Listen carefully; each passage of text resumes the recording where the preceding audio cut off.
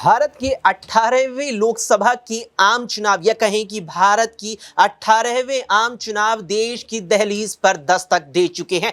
ऐसे में बात होगी इन्हीं आम चुनावों पर, लेकिन बात आम नहीं, बात जरूरी है। नमस्कार, एसपीएन 9 न्यूज आप देख रहे हैं, आपके साथ मैं हूं अक्षय अग्रवाल। स्वागत है तमाम दर्शकों का इस खास पेशकश में।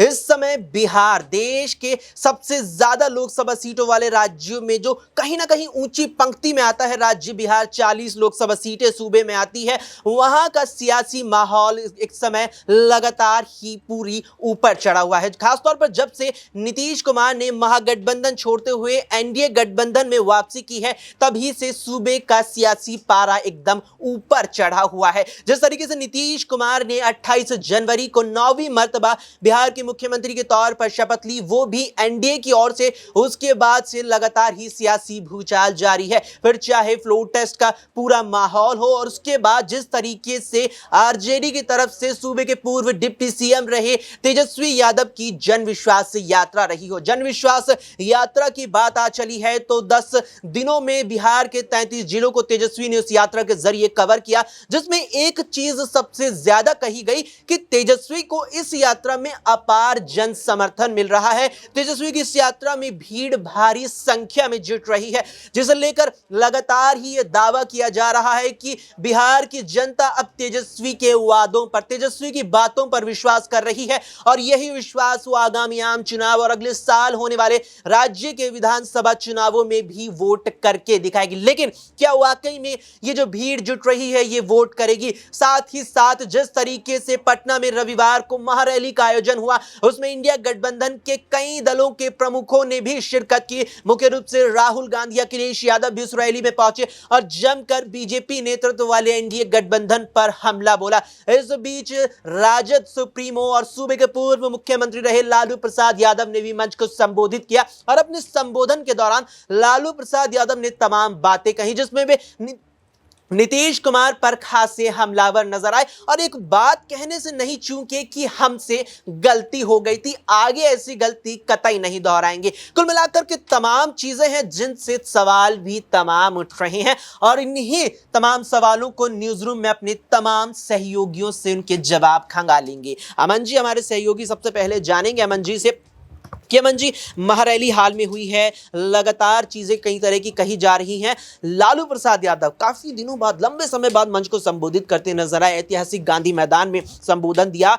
एक बात कहने से नहीं चूके कि गलती नीतीश कुमार के साथ गठबंधन करते हुए 2022 में, आगे गलती को नहीं दोहराएंगे। क्या आगे गलती को नहीं दोहराएंगे या गलती दोहराती जाती रहेगी?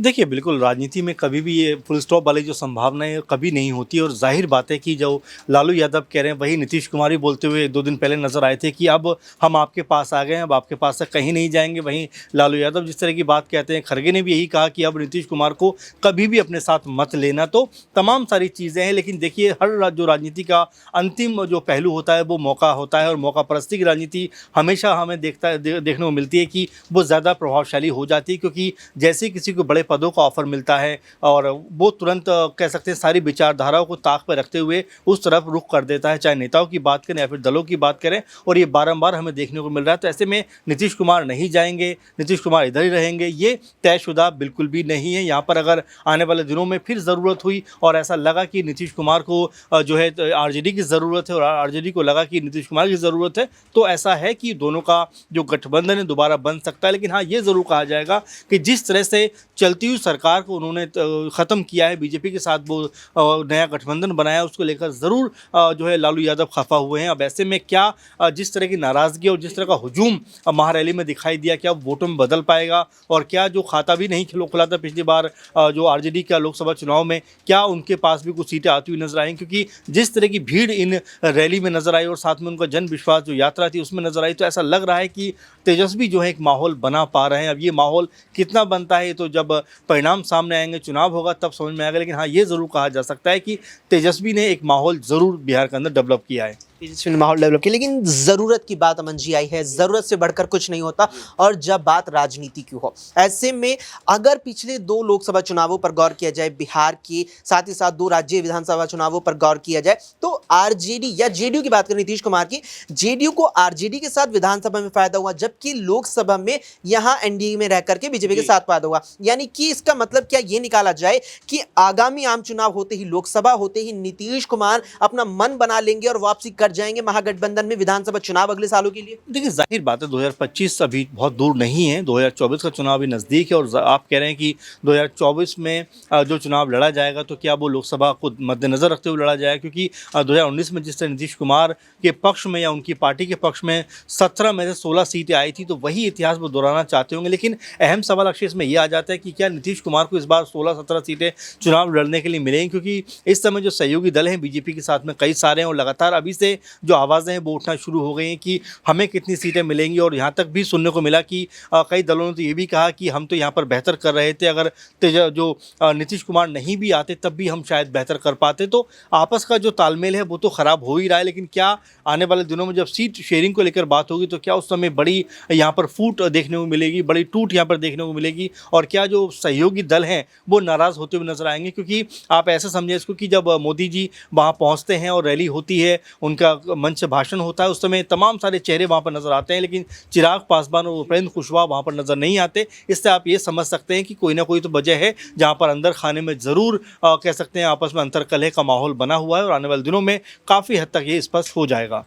कोई ना कोई तो बात है जिसके चलते दलों के अंदर, गठबंधन की तमाम पार्टियों के अंदर अंतर्कलह की स्थिति बनी हुई है। चिराग पासवान पर बात आ चली है, नाज़मीन से जानेंगे कि नाज़मीन काफ़ी चर्चा में है लगातार से ही। शनिवार को प्रधानमंत्री पहुंचते हैं, नीतीश कुमार के साथ मंच साझा करते हैं, करीब 1.5 साल बाद दोनों एक साथ एक मंच पर नजर आते हैं। चिराग पासवान उस मंच से रुखसत रहते हैं। लगातार उस बात की चर्चा है कि 2 सीटों की जो मांग चिराग रख रहे हैं वो बीजेपी देने को तैयार कतई नहीं है। वो बीजेपी जो कहीं ना कहीं सीट शेयरिंग में सहयोगी दलों के साथ कंजूसी दिखाती नजर आती है।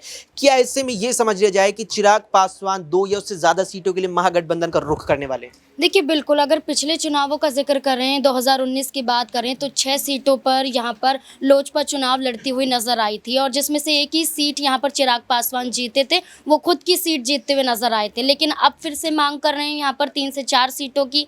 ये भी दावा होता हुआ नजर आया था कि उतनी सीटें ही मांग रहे थे, लेकिन अब यहाँ पर सीटें कम हो जाती हैं। लेकिन जमुई को लेकर अभी भी चिराग पासवान दावा करते हुए नजर आते हैं कि ये सीट तो चाहिए, क्योंकि जमुई की जनता चाहती है कि चिराग पासवान फिर से इसी सीट पर आए। उसके साथ आप ये देखेंगे कि कई और सीटों की मांग करते हुए भी नजर आए थे। हाजीपुर की बात करें तो वो भी मांग कर रहे थे, लेकिन चिराग पासवान मांग कर रहे हैं, ये बैठक के बाद तय हो जाएगा। लेकिन एनडीए भी यहाँ पर अभी तक बैठक करता हुआ नजर नहीं आ रहा है। ना ही देखा जा रहा है कि बिहार में किसी भी प्रत्याशी का ऐलान किया गया हो कि किस सीट से कौन चुनाव लड़ेगा। चिराग पासवान की बात करें तो यहाँ पर वो प्रधानमंत्री के कार्यक्रम में भी नहीं पहुँचते हैं, तो साफ तौर पर नाराजगी चिराग पासवान की जाहिर होती हुई नजर आ रही है, और यही नाराजगी कहीं ना कहीं इंडिया गठबंधन की तरफ लेकर जा सकती हैं। जैसे कि आप पप्पू यादव का जिक्र करें, राजनीति से अभी कहीं ना कहीं खामोश नजर आ रहे थे, कुछ नहीं कह रहे थे, लेकिन अब तेजस्वी यादव के समर्थन में बोलते हुए नजर आए। पप्पू यादव ये कहते हैं कि नीतीश कुमार ने जो कदम उठाया, अगर मैं होता उस समय तो ये कदम यहाँ पर नीतीश कुमार उठा नहीं पाते। तो आप देखिए कि कई चेहरे हैं जो अब सामने आ रहे हैं लोकसभा चुनाव को देखते हुए, और ऐसे में चिराग पासवान हो सकता है कि तेजस्वी यादव के पास पहुंच जाएं, क्योंकि तेज प्रताप यादव ने खुद उनका स्वागत किया था। अब यही देखना होगा कि क्या चिराग पासवान कदम उठाते